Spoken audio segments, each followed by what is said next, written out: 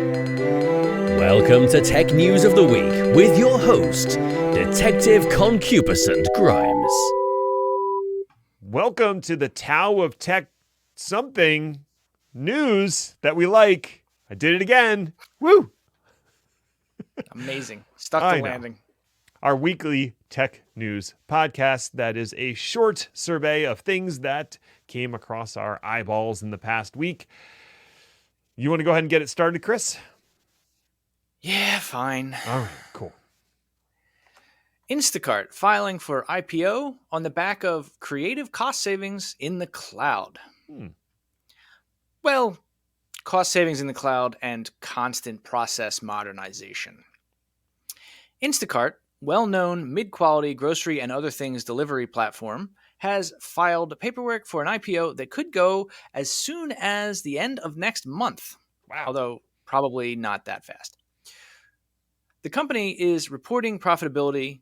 They are in the black by approximately $250 million on the books just for 2023. Wow.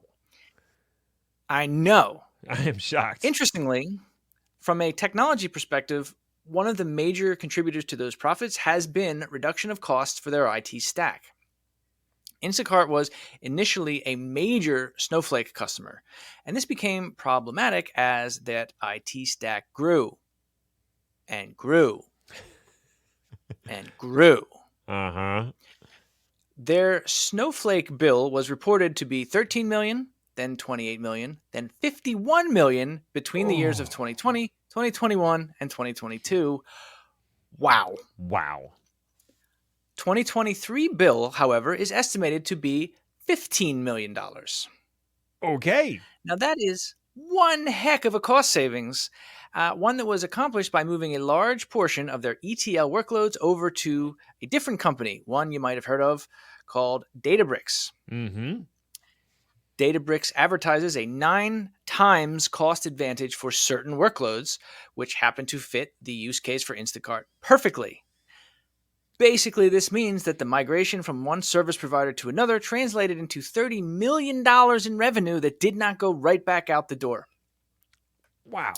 Now, if you're curious about the technical ins and outs of this migration, Instacart's IT staff published a blog. It's actually a blog series about the transformation, why they did it, how they did it, what the stack looks like in much, much more detail.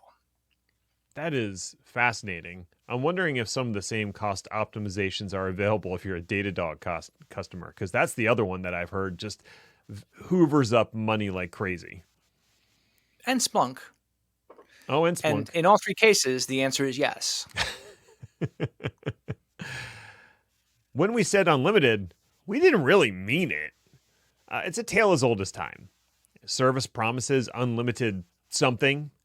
People take service seriously and try to use unlimited amounts. Service adds scare quotes to unlimited. This time it's Dropbox, with a change to the Dropbox Advanced feature as much as you need storage plan. The point was to provide businesses with as much storage as they needed for, quote, legitimate business operations. But unfortunately, a small group of people had been using the service for crypto mining, pooling storage for personal use, or even reselling the storage to others. Despite having an acceptable use policy, Dropbox has decided that rather than trying to police usage, they are going to impose limits on the Dropbox Advanced service.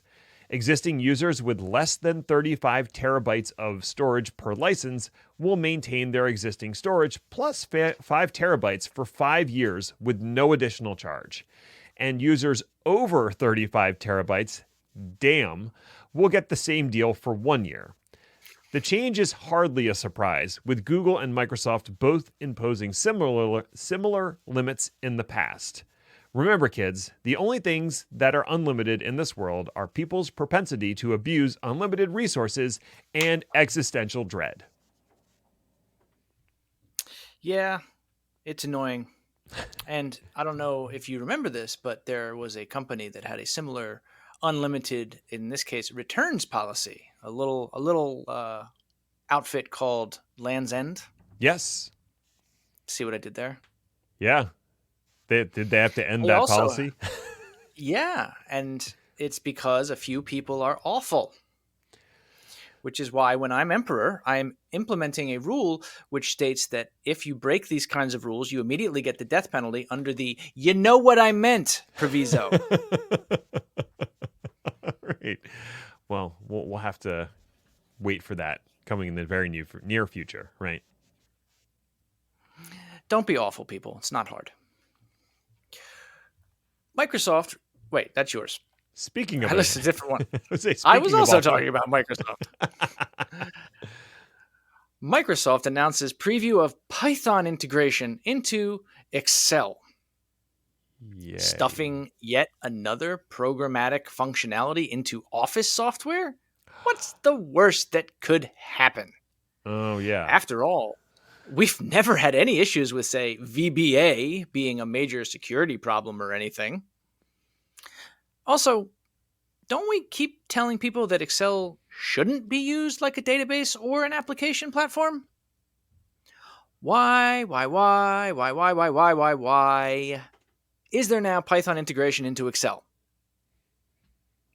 I may or may not be annoyed by this. Hard to say. Funnily enough, the integration itself is not even a real integration. I mean, sure, you write Python code that executes due to your spreadsheet. Can't believe I had to say that out loud. But that code does not execute on your PC. To quote Microsoft's own release on this, quote, Python in Excel runs the Python code used by Excel in a secure container on the Microsoft cloud with enterprise-level security as a compliant Microsoft 365 connected experience, unquote. So whatever terrible bad idea you're planning on with this thing, it will still require a significant amount of connectivity to Azure. Fun. Oh, and it's free for now, but don't expect that to last. Once the public is done beta testing this for Microsoft, they're going to go ahead and charge you for it. They've already told us that. The hubbub is still hubbing about this, though, with people calling it the next generation of MATLAB. I never had cause to use MATLAB in my life, though. I've heard of it enough that I know it's got to be all capital letters, but that's about it. So I'm just going to stay sitting over here blowing raspberries at the whole idea. To quote Chris Hayner, unquote. Well played, sir. Well played. Yes. My wife actually had she tutored MATLAB in college. And so she would be the one to ask about that. I don't think she had a very high opinion of it at the time. Microsoft revokes retired certificate. Things predictably break. This one is not entirely Microsoft's fault. Shocking, I know. The certificate in question is the VeriSign Class 3 Public CA G5 root certificate. It would be better if it was G6. It was used extensively to sign certificates and files between 2006 and 2018. DigiCert took over management of the certificate as part of the transition process. They made plans to retire older CA root certificates that they inherited from VeriSign. Well, actually, Symantec, who inherited from VeriSign. It's all very confusing and nonsensical. Now, that root certificate was included in the batch that was meant to be retired. Sometime in 2019, Microsoft marked the root CA cert as disabled, but not as revoked. As part of a Windows update on August 23rd of this year, they revoked the certificate as well. Now, while the TLS certificates that secure things like HTTPS traffic have long since expired and been renewed, that same root certificate was used as part of the chain for digitally signing software and files. The result was that several applications that actually checked the digital signatures of libraries would fail to load since the signatures were now invalid. One such example is good old QuickBooks, which users suddenly weren't able to use unless they were on an unpatched version of Windows. Why Microsoft chose to revoke this certificate 4 years after the fact is a mystery and leads one to speculate that something sinister may have driven the choice. Since the initial issue was discovered, workarounds have been developed, which you can find on Reddit. Now, I'm not going to link those because they may compromise your machine, and I'm not falling for that. Never again, Natasha. You fool me once, shame on you. Fool me twice, that's 20 million rubles. She ain't got that pocket change. That you know of. That's true. I should check my other genes. That'll do it. Thanks for listening. Bye now. Go away.